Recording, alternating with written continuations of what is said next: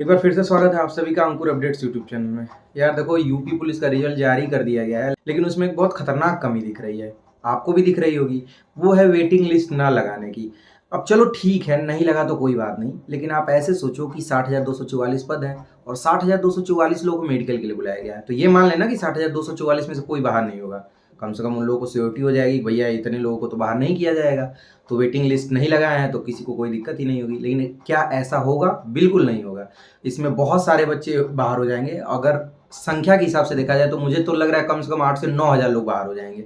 यानी कि 8 से 9 हज़ार लोगों का जो पद है उसको कैरी फॉरवर्ड कर दिया जाएगा। मतलब जब आगे भविष्य में वैकेंसी आएगी उसमें जोड़ के ये निकालेंगे भी कि नहीं निकालेंगे ये नहीं पता है।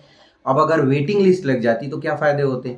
मान लो 10,000 लोगों का वेटिंग लिस्ट जारी कर दिया जाता है, जो एकदम सटे हुए थे मेरिट से, कुछ पॉइंट से रह गए होंगे कि भैया अगर बाई चांस पद खाली रहता है तो आपको दोबारा एडमिट कार्ड जारी करके बुलाया जाएगा कि आप आइए अपना मेडिकल कराइए और पुलिस वेरिफिकेशन कराइए। और मान लो 10,000 पद खाली रह गए, यानी कि 10,000 लोग मेडिकल में या फिर पुलिस वेरिफिकेशन में बाहर हो गए, तो इनको बुला के किया जाता तो यूपी पुलिस के पूरे पद भर जाते। लेकिन गवर्नमेंट पता नहीं अभी कौन से रूल को फॉलो कर रही है। वो अलग बात है कि पूरा पुलिस विभाग 1861 अधिनियम को ही फॉलो कर रहा है। अभी भी पता नहीं कौन सा हुकूमत को फॉलो किया जा रहा है, मुझे तो यही नहीं समझ में आ रहा है। तो ये तो वाकई में बहुत गलत है भाई। और भी विभाग के वैकेंसियों से सीखना चाहिए। रेलवे देखो क्या करती है, इतने इतने दिन पे वैकेंसी आती है, आप 8-8 हज़ार 10-10 हज़ार पद को खाली छोड़ देंगे तो फिर फायदा क्या होगा? फिर दिखाने के लिए आती होगी कि 60,244 पद हम निकाले हैं, इतनी भर्ती की है। अब पता चल रहा है कि 10,000 पद तो खाली रह गया। मैं आप लोगों से यही रिक्वेस्ट करूंगा कि एग्जामपुर चैनल पे दोनों हैशटैग हैं, आप एग्जामपुर चैनल पे विजिट करो, जिसमें एक तो मांगा गया है कि आप किसी भी तरीके से, मतलब जब आप ट्वीट करेंगे तो वो बात गवर्नमेंट तक पहुंचेगी। और ये सारी चीजें ना गवर्नमेंट के हाथ में, वो जब चाहे तब वेटिंग लिस्ट लगा सकती है, ये आपको बहुत अच्छे से पता है ना। तो अगर आप उसमें वेटिंग लिस्ट वाला हैशटैग यूज़ करेंगे, और दूसरा स्कोर कार्ड दिखना बहुत ज़रूरी होता है। जैसे गवर्नमेंट हमेशा कहती है कि हम पारदर्शी चीज़ें करके चलते हैं, मतलब सारी चीज़ें एकदम क्रिस्टल क्लियर दिखती हैं। ये कौन सा पारदर्शिता है आप बताओ? मान लो आपका सिलेक्शन हो गया, आपको पता ही नहीं कितना नंबर आया है। जो लोग नहीं सेलेक्ट हो पाए हैं, जिनको ये पता था कि भैया हमारा तो नंबर था लेकिन पता नहीं क्यों हम बाहर हो गए हैं, उन्हें भी नहीं पता कितना नंबर है। तो उनका ये अधिकार है। पारदर्शिता इसी को कहते हैं कि अगले को पता रहे कि कितने नंबर से बाहर हुआ है, और अगले को ये पता रहे कि कितने नंबर से मेरिट में आया है। अगर ये सारी चीज़ें दिखती ना तो गवर्नमेंट की और वाहवाही होती। तो सभी के स्कोर कार्ड जारी करना चाहिए। ऐसा तो है नहीं कि सिर्फ जिनका सिलेक्शन हुआ है उन्हीं की कॉपी जची होगी, यानी सिर्फ उनकी ही कॉपी चेक की गई होगी। ऐसा नहीं है ना, सबकी चेक की गई होगी। तो एक बार जारी कर दो ना सीधे सीधे कि भैया देख लो ये इतना नंबर पाए हो तुम, ताकि अगली वैकेंसी की तैयारी करे तो उसको पता हो कि अगर इतना नंबर लाएंगे, इस बार यहाँ तक पहुँच गए थे तो हमारा सिलेक्शन हो जाएगा। भर्ती बोर्ड को ये सोचना चाहिए और यूपी गवर्नमेंट को ये चीज़ सोचना चाहिए। तो मैं यही आप लोगों से कहूँगा कि आप जाइए ट्विटर पे, यूज़ करिए उस हैशटैग को और वहाँ से जाके ट्वीट करिए, ताकि आपका फ़ायदा हो सके। और ये सारी चीज़ें कोई अकेला नहीं कर सकता है। एक ग्रुप, एक बल्क में लोग जब होते हैं ना तो वो सारी चीज़ें कर सकते हैं। और ये गवर्नमेंट के हाथ में है, जब चाहे तब कर सकती है। अगर उसका मूड बनेगा तो वो जारी कर देगा, लेकिन मूड बनाया जाता है। तो आप सहयोग करिए कोचिंग संस्थानों का, ताकि वो सारी चीज़ें वहाँ तक पहुँचे। मैं चाहूँगा कि सबका नंबर पता चले, और वेटिंग लिस्ट तो लगनी ही चाहिए, क्योंकि पिछली बार भी लगभग 4 से 5 हज़ार वैकेंसी खाली रह गई थी। तो खाली नहीं होना चाहिए। इतने सालों-सालों बाद अगर वैकेंसी आ रही है, उसमें भी 5,000 7,000 पद खाली रह जाएँगे, तो समझो कि कुछ विभागों में तो उतनी ही वैकेंसियाँ ही आती हैं, जितनी इसमें खाली रह जाती हैं। तो फिर फालतू का सिर्फ़ संख्या गिनाने से कोई मतलब नहीं है। अगर ऐसा करते हैं तो आपका भला हो जाएगा।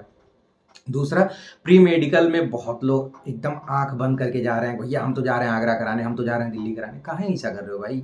तुम्हें पता है मेडिकल में क्या-क्या चीज़ें चेक होती हैं। अपने सरकारी हॉस्पिटल में जाओ, पर्चा कटाओ, आँख का, नाक का, कान का, सबको दिखा लो कि सर ऐसी-ऐसी चीज़ है।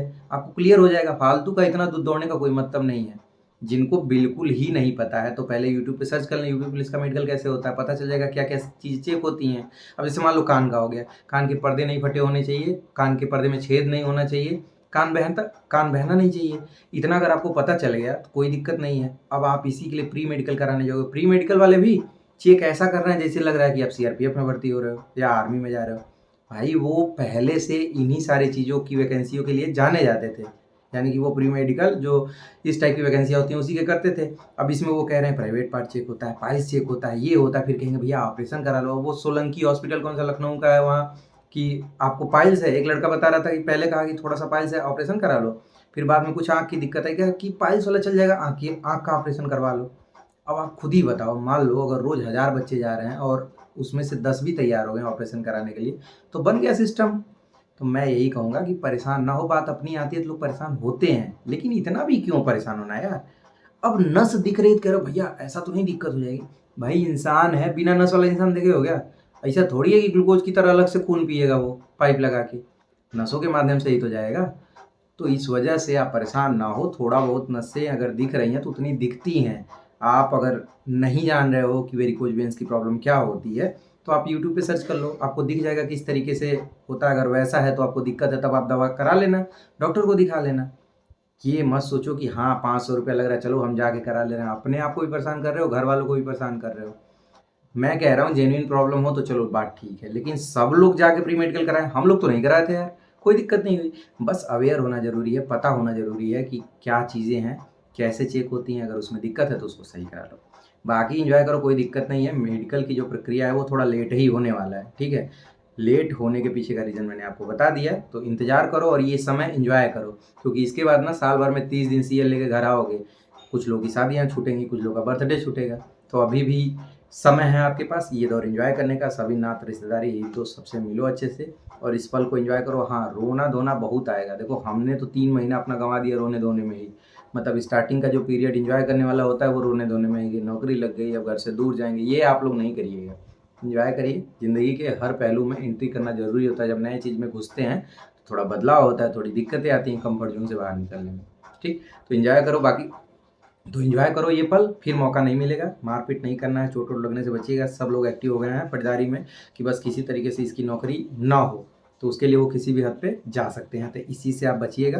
बाकी टेंशन फ्री रहिएगा। मेडिकल में डॉक्यूमेंट से रिलेटेड एक आप लोग देखे होंगे जिसमें बहुत सारी चीज़ें दिया हुआ, उसमें लिखा हुआ 5 सेट लेके जाना है आपको। अरे यार आप खुद ही सोचो कि पता नहीं 100 साल पहले कैसे होता था। नॉर्मल चीज़ें लेके जानी है, मैंने बताया ना, कैरेक्टर सर्टिफिकेट एक स्कूल वाला, एक आप प्रधान से बनवा लीजिएगा, 2 सम्मान व्यक्ति वाला, एक शपथ पत्र लगेगा, फोटो लगेगा, और बहुत लगेगा तो आपके सभी डॉक्यूमेंट की एक फोटोकॉपी लगेगी, जो शायद लगती नहीं है, ठीक है। और कुछ लोग कह रहे हैं मेडिकल का जो एडमिट कार्ड है वो थाने भेजेगा, पहले जाता था। इतनी संख्या हो गई है, कैसे पहुंचाएंगे? तो कैसे भी होगा, मेरे कहने का मतलब कहाँ कहाँ जाकर आदमी पेपर दे रहा है, कहाँ कहाँ जाके प्रैक्टिस कर रहा है, तो ये भी कर लेगा, ये कोई बहुत बड़ा इशू नहीं है। तो अपना ध्यान रखो, एंजॉय करते रहो, कोई भी दिक्कत हो कॉल कर लो, या फिर जो मेरा इंस्टाग्राम आईडी है उसको फॉलो करके मैसेज कर लो। मौज काटो, मिलते हैं अगले वीडियो में, तब तक के लिए अपना ध्यान रखिएगा, बाय।